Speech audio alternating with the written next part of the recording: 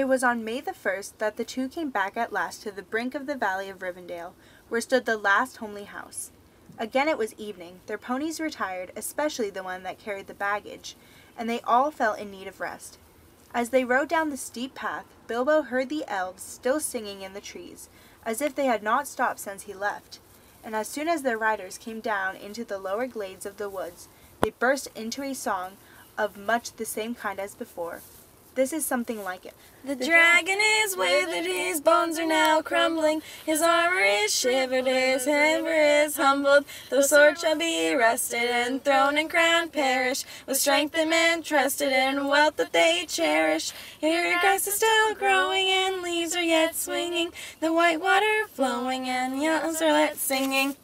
Then the elves of the valley came out and greeted them, and led them across the water to the house of Elrond. There a warm welcome was made them, and there were many eager ears that evening to hear the tale of their adventures. Gandalf it was who spoke, for Bilbo was fallen quiet and drowsy. Most of the tale he knew, for he had been in it, and had himself told much of it to the wizard on their homeward way or in the house of Beorn. But every now and again he would open one eye and listen when a part of the story which he had not yet known came in. It was in this way that he learned where Gandalf had been to, for he overheard the words of the wizard to Elrond. It appeared that Gandalf had been to a great council of the White Wizards, masters of lore and good magic, and that they had at last driven the necromancer from his dark hold in the south of Mirkwood. Ere long now, Gandalf was saying, the forest will grow somewhat more wholesome. The north will be freed from that horror for many long years, I hope. Yet I wish he were banished from the world. It would be well indeed. But fear that will not come about in this age of the world and many years after, said Elrond. When the tale of their journeyings was told, there were other tales, and yet more tales. Tales of long ago, and tales of new things, and tales of no time at all, till Bilbo's head fell forward on his chest, and he snored comfortably in the corner. He woke to find himself in a white bed, and the moon shining through an open window. Below it, many elves were singing loud and clear on the banks of the stream. Sing all ye joyful, now sing all together. The wind's in the treetop, the wind's in the heather. The stars are in blossom, the moon is in flower. Then bright are the windows of night in her tower. Dance all ye joyful, now dance all together. Soft is the grass and let foot be like feather. The river is silver, the shadows are fleeting. Merry is Maytime and merry our meeting. Sing we now softly, in dreams let us weave him. Wind in his slumber and let us leave him.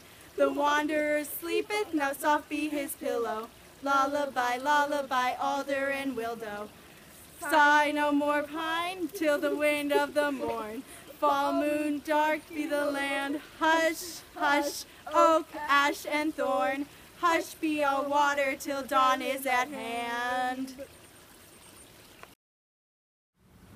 Well, merry people, said Bilbo, looking out. What time by the moon is it? Your lullaby would have wakened a drunken goblin. Yet I thank you. and your snores would waken a stone dragon. Yet we thank you. They answered with laughter.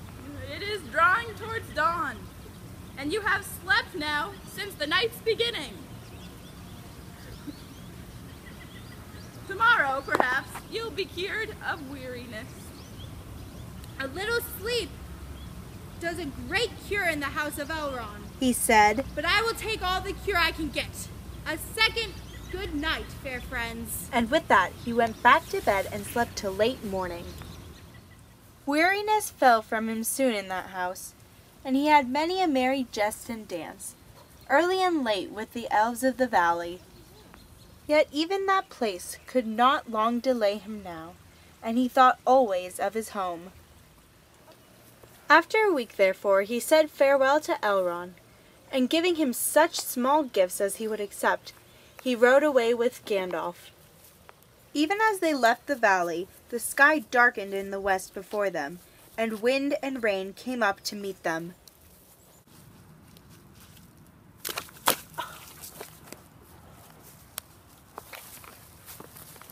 Well, merry Maytime. said Bilbo as the rain beat into his face. But our backs are to legends, and we are coming home. I suppose this is the first taste of it. There's a long road yet. But it is the last road. Said Bilbo.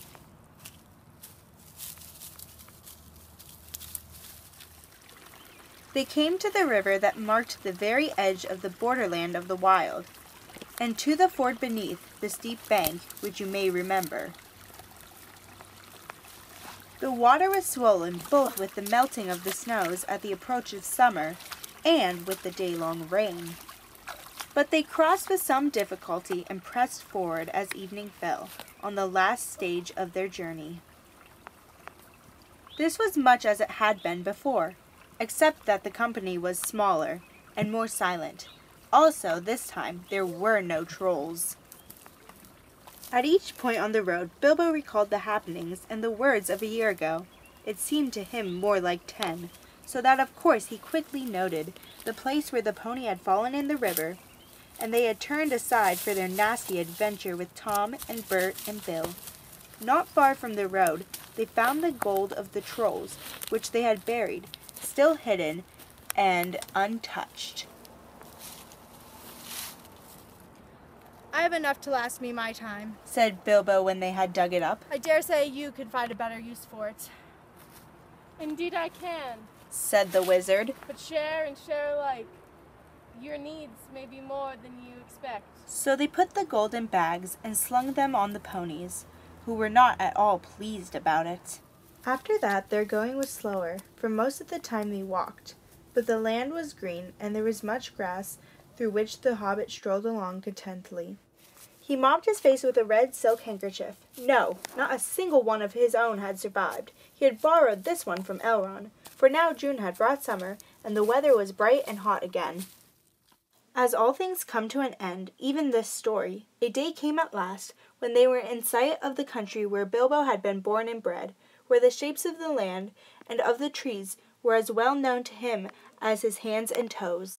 Coming to a rise, he could see his own hill in the distance, and he stopped suddenly and said, "Roads go ever, ever on, over rock and under tree, by caves where never sun has shone, by streams that will never find the sea, over snow by winter sown, and through the merry flowers of June, over grass and over stone, and under mountains in the moon. Roads go ever, ever on, under cloud and under star, yet feet that wandering have gone, turn at last to home afar. Eyes that fire and sword have seen, and horror in the halls of stone, look at last on meadows green, and trees and hills they long have known."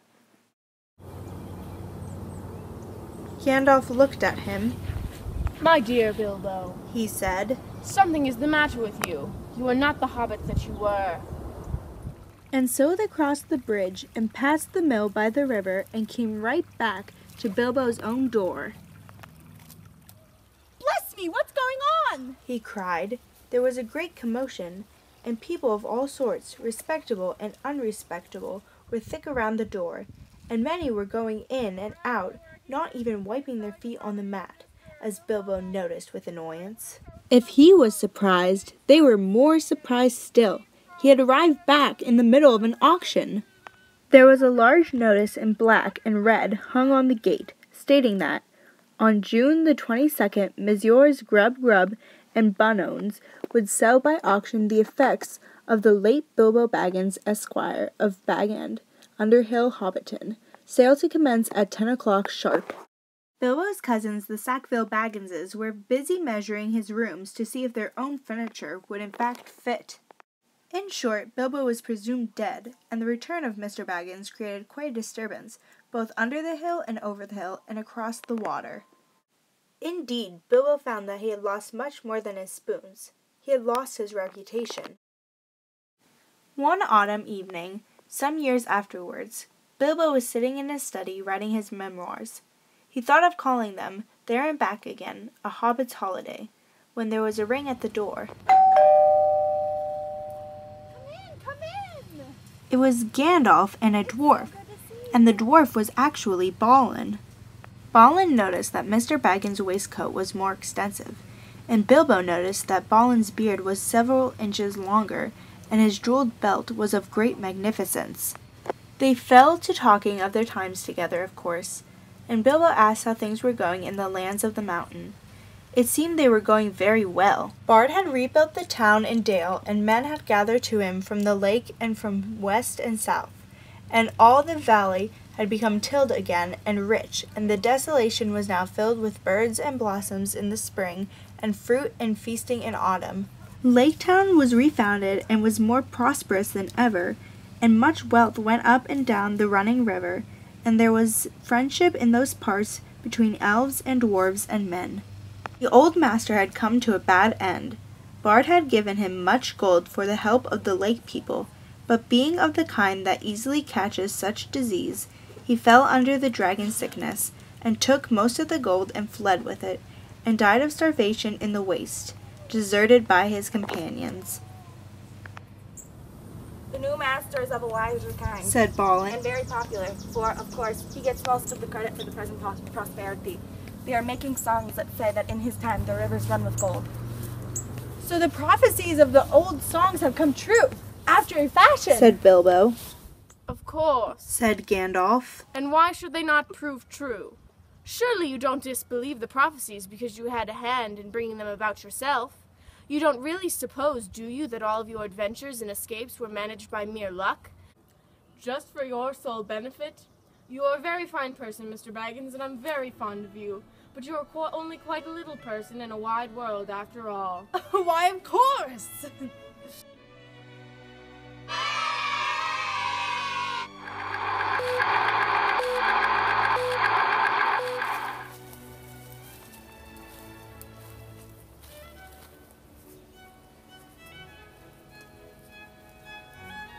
Don't watch me! Erlong. I can't. What? We're just sitting here in a great beard. I'm trying so hard not to laugh. I'm trying not to laugh. Erlong now. The forest will grow somewhere. I'm Gollum. Can I get down? It's like a foot. It's like a foot? Wait, I got. Whoa! We got. Emily, God. You didn't get any water on my face. Emily, I hate you. Oh, shoot.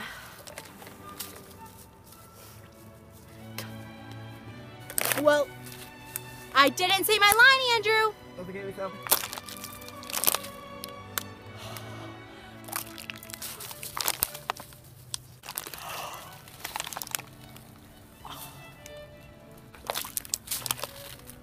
That was awful. Redo it. It's sticking in on the What is that? I don't know. Oh no. There's 3 of them. Oh no. Okay. Don't step on it again. Because it's right where your foot would go down. Oh, I'm bleeding. Hardcore bleeding. Okay. This is what happens when you step on 4 thorns. Of course. And why should you... I will do. Okay. Oh my God. I'm ready. Let's go. People are giving us weird looks. Okay. Just... My dear Bill. That's all me. I'm sorry. We're done filming. Yay. The end.